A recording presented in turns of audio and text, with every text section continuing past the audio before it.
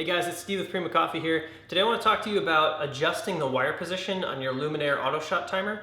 Now this is a question that we've gotten fairly frequently since we launched these guys. These are really convenient timers to install on an espresso machine, especially since you can do it on most machines without any tools or any modifications to the machine. However, the wire by default is sticking out of sort of the bottom of the device, and that can be maybe a little bit of a headache in terms of trying to figure out how to place it on your machine.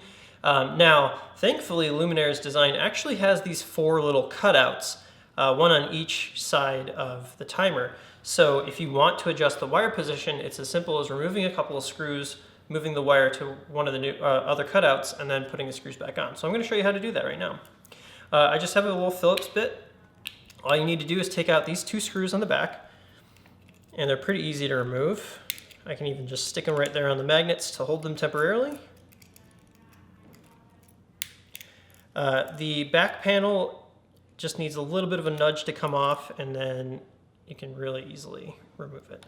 So now we're inside, and we have, again, these four cutouts, and I can choose whatever placement I want. The only thing I need to be a little bit concerned about is being careful not to put too much tension on the two wire contacts here.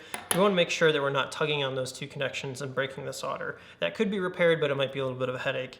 So if I want to change my wire position to like the side, all I need to do is just gently kind of pull the wire over. You can flatten it out if you like.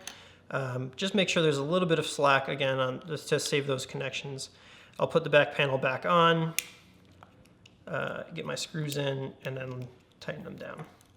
So just like that, in just a minute, and with a simple Phillips head screwdriver, I've changed the wire orientation on my timer. So if I were to want to use those bottom mounting magnets, now I've cleared the wire out of the way and I can easily set it up on my machine. So that's that. That is adjusting the wire position on a Luminaire Auto Shot Timer. Thanks for watching.